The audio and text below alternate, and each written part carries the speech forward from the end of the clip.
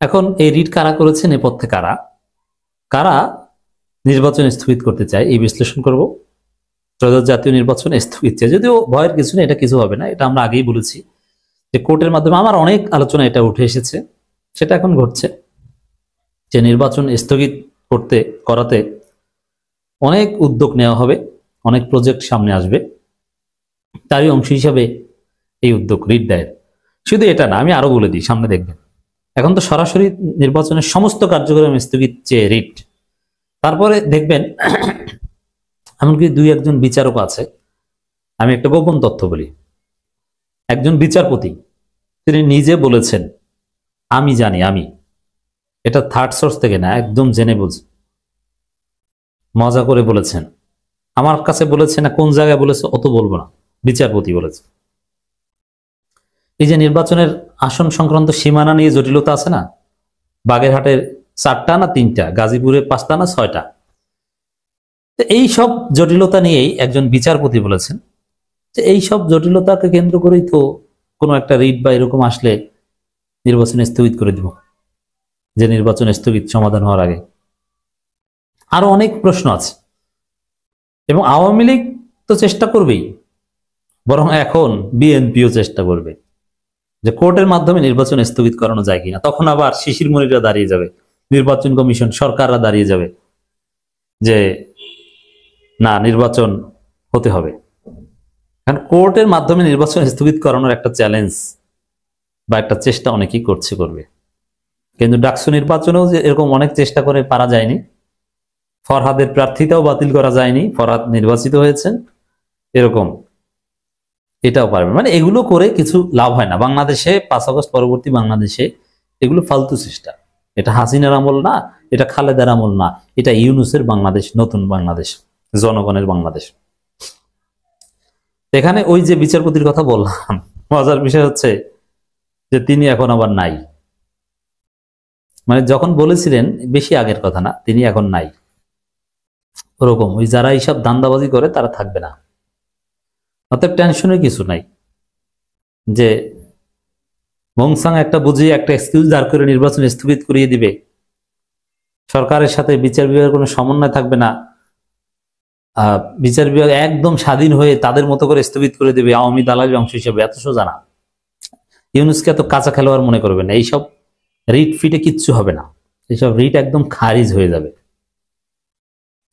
শুনুনি 2-1টা হবে, এরপরে দেখবেন খারিজ। আর নির্বাচন স্থগিত না, এটা জুলাই সনদ আছে এখানে। সরকার চালাক কম না, সরকার কিন্তু সংবিধান অনুযায়ী চলছে না, সংবিধান অনুযায়ী জুলাই সনদ ডিক্লেয়ার করেনি।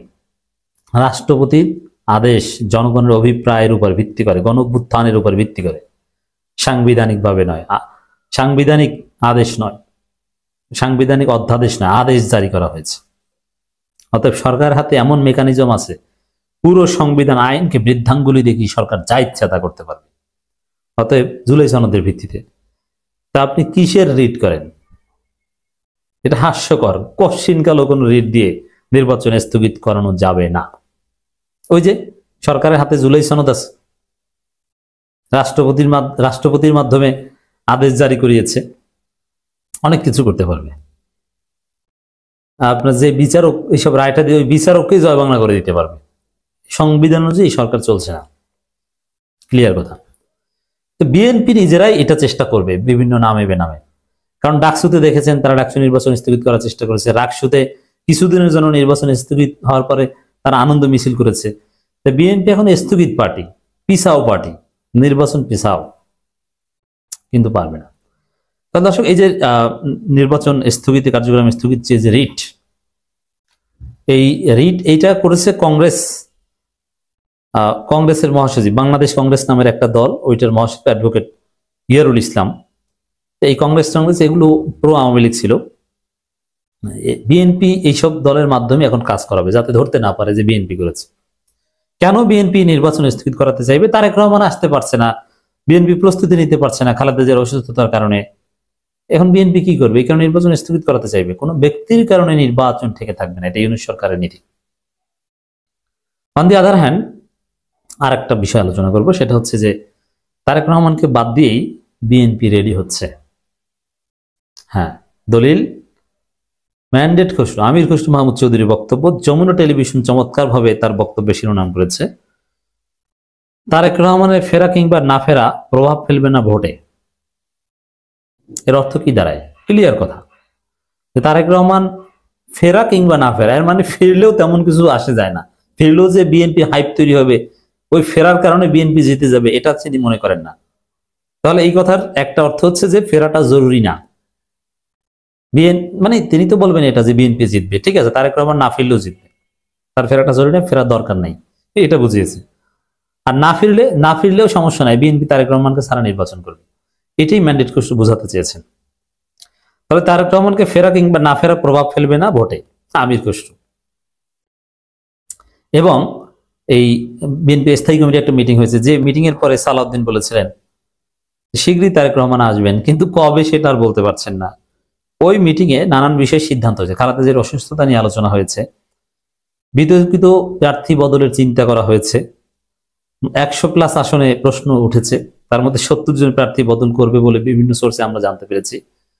বিতর্কিত প্রার্থী বদলের চিন্তা, তাহলে বিতর্কিত প্রার্থীদের আপনি নমিনেশন দিয়েছেন কেন? টাকাকে জেলা কমিটি খেয়েছে 2 কোটি আর আপনারা খেয়েছেন বাকিটা, তারপরে নমিনেশন দিয়ে 2 থেকে 5-7 কোটি টাকার বিনিময়ে একটা নমিনেশন বিক্রি হয়েছে। কোন নমিনেশন জাস্ট জেলা কমিটিকে 2 কোটি টাকা দিয়েছে, জেলা কমিটি রেকমেন্ড করেছে, কেন্দ্র দিয়ে দিয়েছে। আর কেউ বগুড়ার একটা আসন আছে, মমতাজ যার বাসায় ছিল, এমপি মমতাজ আওয়ামী লীগের, তাকে নমিনেশন দিয়েছে। কিভাবে? সে টাকা দিয়ে তারেক রহমানকে ম্যানেজ করে ফেলেছে আগে। আরো অনেক অভিযোগ আছে। তো দর্শক, টাকার খেলা। এখন আপনি বিতর্কিত বলছেন কেন? ওই সময় বোঝেন না বেনজিরকে মাল সাপ্লাই দাতাকে নমিনেশন দিয়ে স্থগিত করেছেন, আপনি আগে জানেন না কেন? মানে টাকা পাইলে তখন আর কিছু খোঁজ খবর নেওয়া লাগে না। কিন্তু ঘটনা যাই ঘটুক, বিএনপি তারেক রহমানকে ছাড়াই রেডি হচ্ছে। এই স্থায়ী কমিটি নির্বাচনের কৌশল নিয়ে আলোচনা করেছে, ওই কৌশলের মধ্যে তারেক রহমান না আসলে কি এটা আলোচনা হয়েছে। আর আসলে ভালো, আমরা এই আলোচনাগুলো করছি যেন আমাদের আলোচনায় তারেক রহমান ক্ষুব্ধ হয়ে চলে আসেন, যে এত বলছে আমাকে যে আসেন আসেন, ঠিক আছে আল্লাহ যা করে আমি যাই। আমি বলি যে ভাই আপনি আসেন, আমরা বলি, জনগণ বলে, সবাই বলে যে আপনি আসেন। আপনি এবার ফার্স্ট না হতে পারলে বিরোধী দল হন, তারপরের বার প্রধানমন্ত্রী হন, আপনি দেশের সন্তান, দেশে আসেন। আর সবচাইতে বড় বিষয় হচ্ছে যে আপনি নির্বাচনে পরাজিত হন বা জিতেন, দ্যাটস ডিফারেন্ট, আপনি আপনার মায়ের কাছে আসেন। আমরা সে আহ্বান জানাই।